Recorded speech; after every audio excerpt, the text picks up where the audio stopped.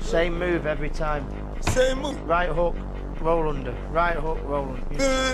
Drop my brother. Ces paroles moqueuses allaient bientôt coûter cher, c'est ainsi que les rêves s'effondrent. Un seul coup de poing et toute une carrière s'écroule à jamais. Le boxeur qui avait promis de choquer le monde y parvint, mais pas comme il l'avait prévu. Ricky Hatton, le boxeur britannique maladroit, brutal et sale, fut complètement détruit par un petit Philippin, le même combattant dont les compétences et la technique avaient été ouvertement ridiculisées par Hatton et son équipe avant le combat. Le 2 mai 2009, Las Vegas. Le MGM Grand était rempli à craquer. Des milliers de spectateurs, des flashs d'appareils photo, le glamour d'Hollywood à son apogée. Les fans britanniques avaient envahi les tribunes, noyant le petit groupe de supporters philippins venus encourager leur champion modeste, Manny Pacquiao. Hatton entra sur le ring avec une confiance absolue. À ce moment-là, il était invaincu dans la catégorie super léger et promettait des surprises pour la superstar philippine. Des surprises élaborées avec son légendaire entraîneur Floyd Mayweather Sr.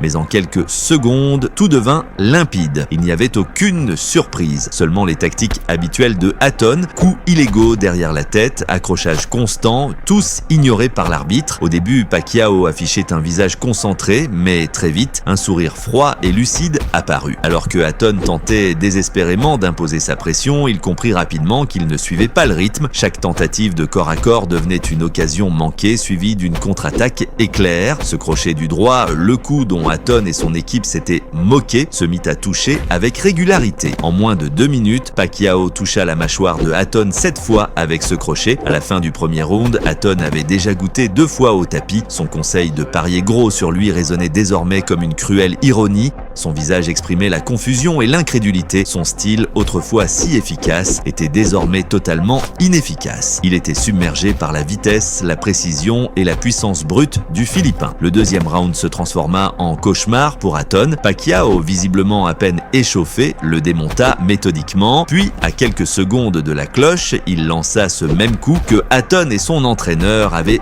tourné en dérision. Un crochet du droit dévastateur qui frappa en pleine mâchoire. Hatton s'effondra, inconscient. Son corps s'écrasa mollement au sol et toute la salle se figea dans un silence stupéfait. Pacquiao ne célébra pas. Il retourna calmement dans son coin, sachant qu'il avait déjà tout prouvé.